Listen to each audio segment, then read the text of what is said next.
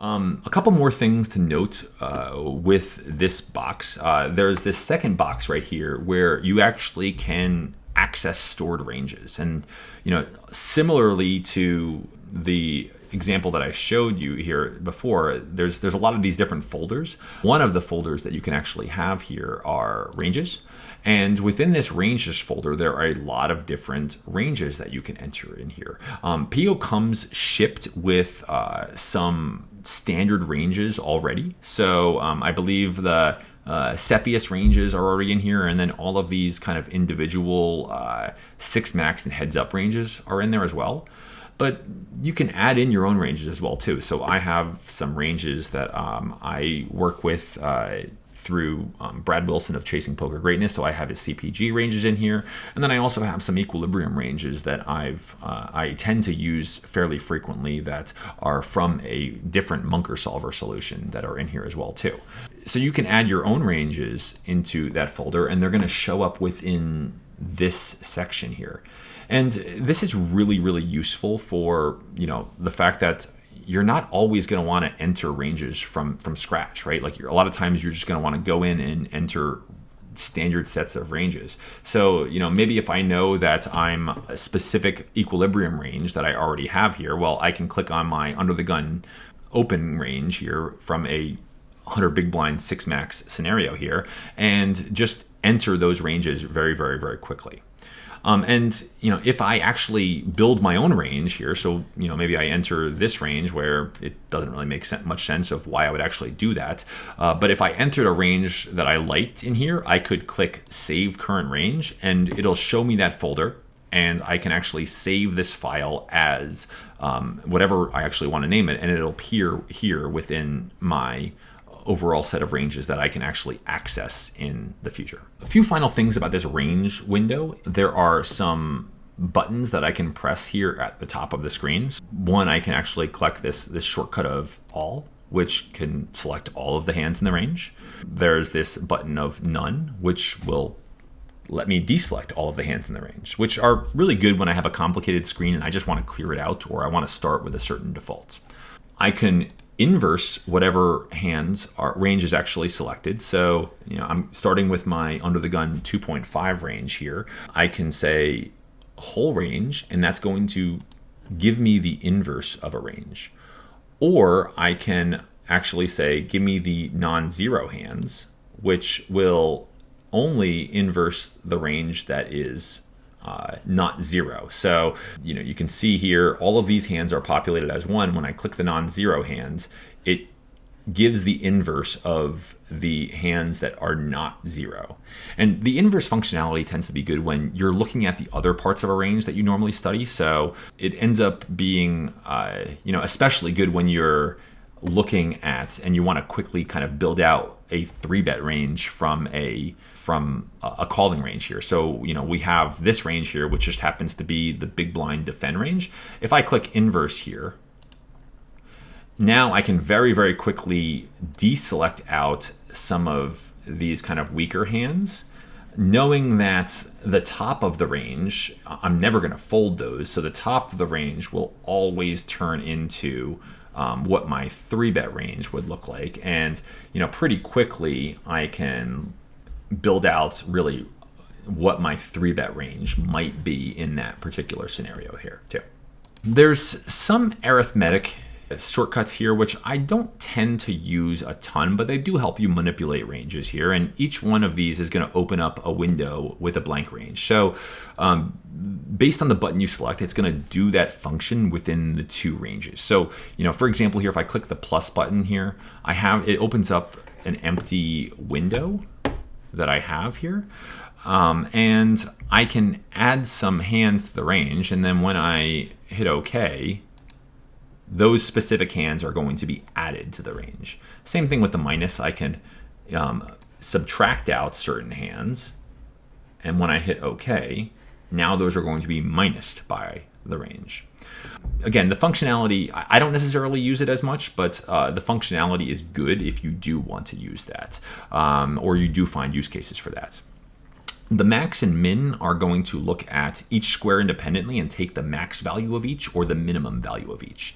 And the multiplication one is a little bit tricky, but it lets you discount things. So maybe think of an example where you could create a range of everything with 0.5. And if you multiplied a range by that range, it would just allow you to cut all of the ranges in half. So I can just really quickly show you that.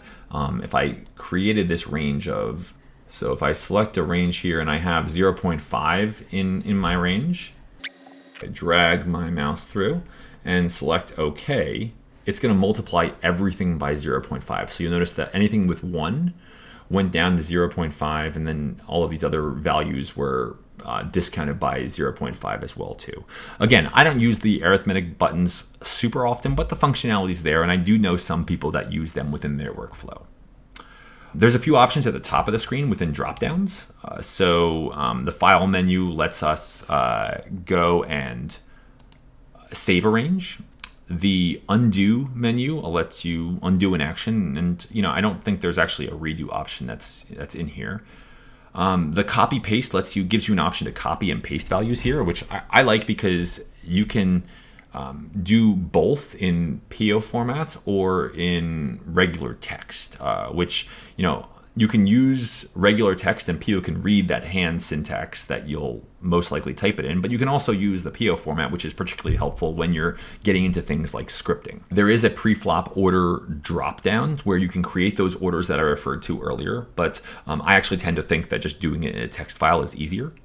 And there's a selection dropdown which has really those first 4 buttons. So the all, none, whole range, non-zero hands, they're really just kind of relisted here in the selection dropdown.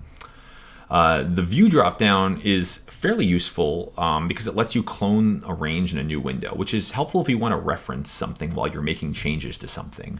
And then finally, there's the range arithmetic dropdown, which contains all the functions that I went through with actually a few more. There's a divide button and a divide button here. There's an average button here, which to be honest, I never use, but they work the same way as the other arithmetic functions do.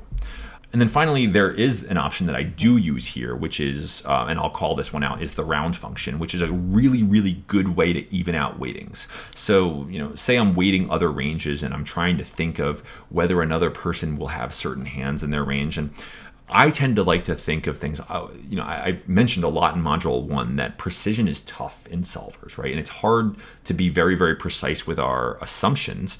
I often tend to think of things in the following statements, like, whether a person always has something in their range, they often has something in their range, they sometimes have something in their range, they occasionally have something in their range, or they never have something in their range. And I tend to translate that into always equals 1. Often equals 0.75, sometimes equals 0.5, occasionally equals 0.25, and never equals 0. And the round functionality is great because I can take those ranges and fit them into buckets like that. So for instance, let's say I want to round everything out to quarters, right? In that case there, I can round things into quarters. And here, let me go back to my original range to be able to do so. And I wanted to round this into quarters. I can say round, and round to multiples of 0.25 and hit OK. And it takes all of the different combinations and frequencies within range, and it rounds everything to those quarters, which, again, it's very helpful to simplify and even out ranges in cases where functionally there's not much of a difference between having a combination be weighted 0.25 and 0.2 or 0.25 and 0.3, but understanding that we're not calibrated enough to determine that one hand is much better or much worse than the others, or it's going to appear much more frequently or much less frequently than the others. So this is the range section, and as you can see, we're going to have a lot of options here. We just spent a lot of time just going through the range section here. And when I'm building a tree, I'll enter a range, which we'll cover in a lot of detail. And when I'm finally happy with that, I can hit OK, or when if I'm not happy with it, I could just cancel, which is going to take me back to the main screen and just lose everything, and I won't have anything, and it's not going to lock in any changes. I'm going to hit cancel here just because I want to actually go back to my original range here. But, the last thing I guess I'll just note here about this screen here is I can always see, no matter what I've actually selected, how this aggregates up here in this bottom right-hand side of the screen. So I've already pointed to it, but this is always going to show us how many combinations that we have in our range and then what % of our overall range that is. So whenever I'm happy with something, I can hit OK, but I'm just going to cancel this out of here. And that's going to take me back to my main screen. Now, we spent a lot of time here going through ranges here. The one thing, I guess the last piece I'll call out with the ranges here is out of position is the first one, in position is the second one. This will happen to you. It's happened to me before where you enter the in position player here accidentally or the out of position player here accidentally. If you want to switch these ranges, just hit this button here and it will swap these two. If you put the range in the wrong boxes here, you can just swap this fairly quickly, and it's a pretty useful tool to be able to do so. All right, so moving our way down on this screen, the next is the board section, and this is really just where we can enter our board. Most people will think flop, and yes, we can enter a flop here, but we can also start at turns or rivers. You can enter this manually in a box, so I can type this in here, but I also have two buttons here. I can either hit select or random.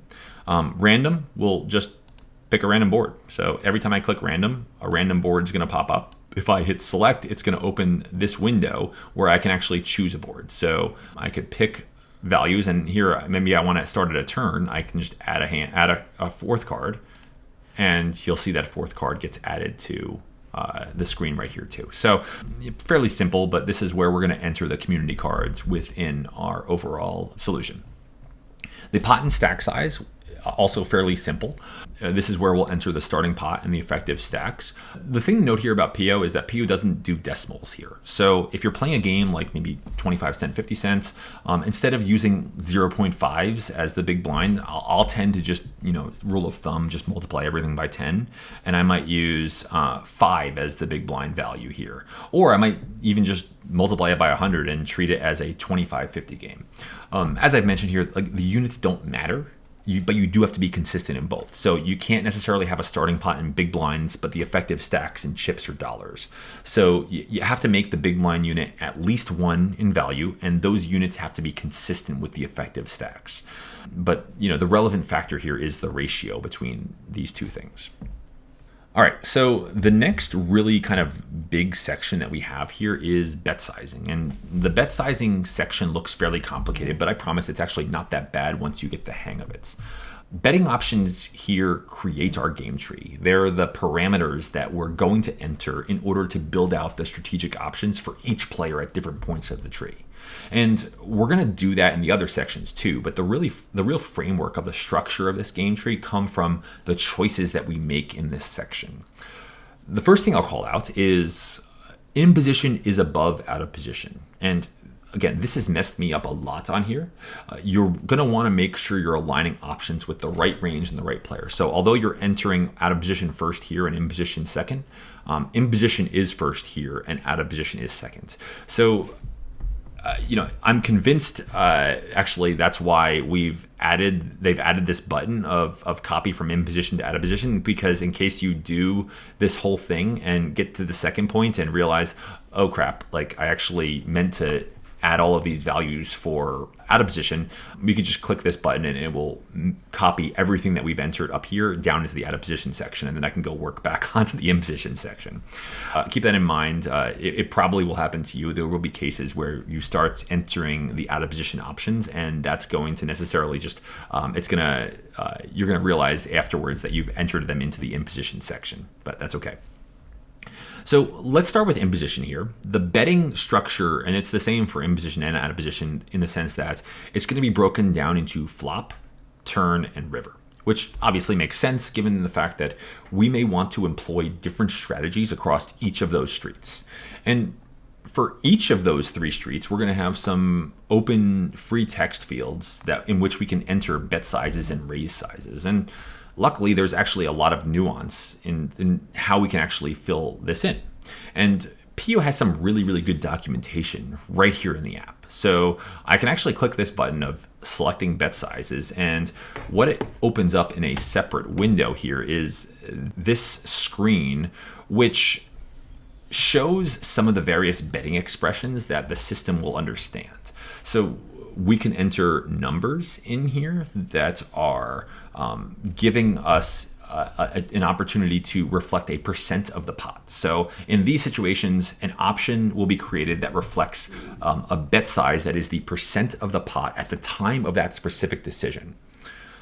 We can enter the word all in, or A, to reflect an all in option there. We can enter a C at the end of the integer that we enter to reflect the number of chips, which will give us an option to only bet or raise an additional amount of chips correlating to the number that we actually entered. We can use X as a multiplier. So suppose we want to look at raises here, and this is actually used fairly frequently for raises here, and we want to raise an amount that's a multiplier of what our opponent has bet. We can use that X as a multiplier like raises, such as like 3X would be raising 3X the size of the previous bet.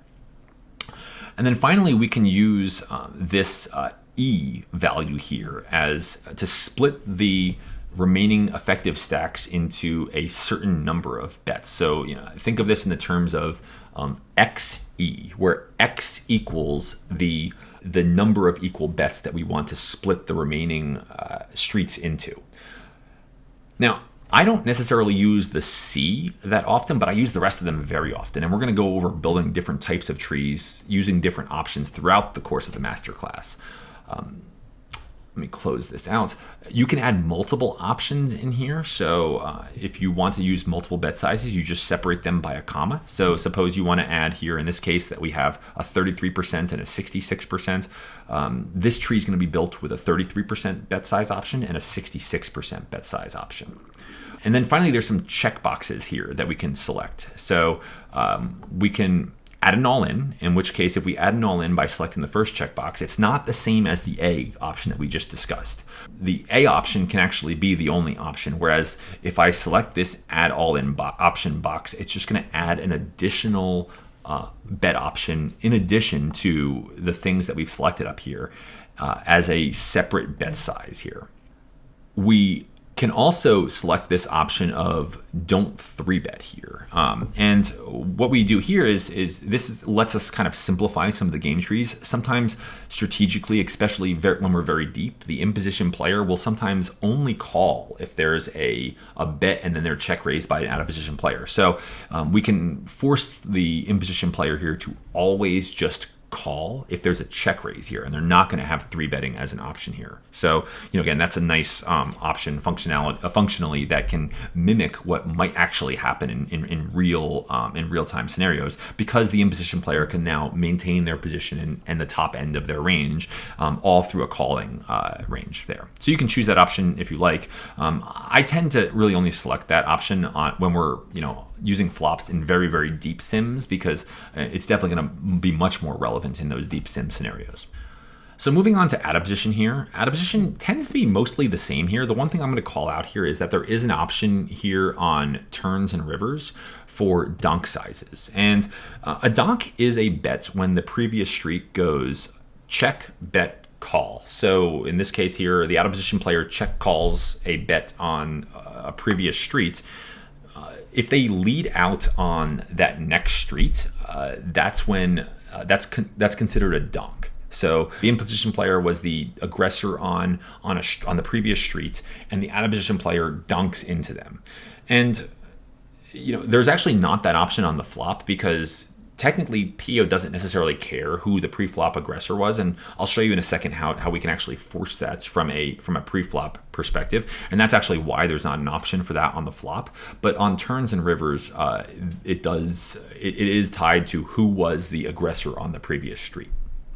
When you get to a point where you build your trees, right? So as you can see here, this example, we've already built this tree. We've put on the flops, we've had for the in-position player here who has the advantage here and the stronger range, 2 bet sizes, a 33% and 66% bets, whereas the out-of-position player only has a half pot bet on the flop. On all for both players, bet sizes of 50% a pot size and 1.5x pot size on turns and rivers. I gave the out of position player 50% donk sizings on turns and rivers. And then finally, raise sizes. The in position player is always raising 2.75x, whereas the out of position player is raising 3.25x. So at this point here, when I'm happy with the tree, I can actually preview the tree. Now, I've made some changes here to the tree, so if I open this preview tree button up now, it's going to look a little funky. So I'll just go back to my tree itself, and I'm going to just load the tree that I actually originally planned on looking at. And if I click this preview tree button, it's going to open up a window which is going to mimic the exact tree that I plan to look at. So you'll see here that I can actually click through, and you can see at the root, the out of position player has this 50% pot size bet. I can check, and now the in position player has 2 pot size bets, and I can navigate my way through this tree if I would like to. I get to the turn, and now I have 3 pot size bets, etc. Don't really worry about the board. It's just kind of showing an example board. The board doesn't necessarily matter here. It's really more kind of just showing what's the overall structure of this tree. I can use the expression editor on the right here to add different bet sizes, and the syntax is exactly the same as when setting bet sizes. We can also add or remove lines within these boxes below in the text editor below.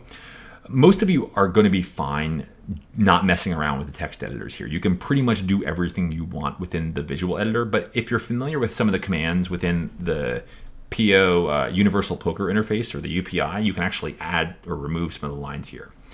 UPI is a little bit outside of the scope of what I'm actually currently focusing on for this course, but I do recognize its benefits and potential usage in data analysis through linking to other tools, and it's an area where I'm likely going to add a video or two in the future after launch, exploring a little bit more about that scripting interface.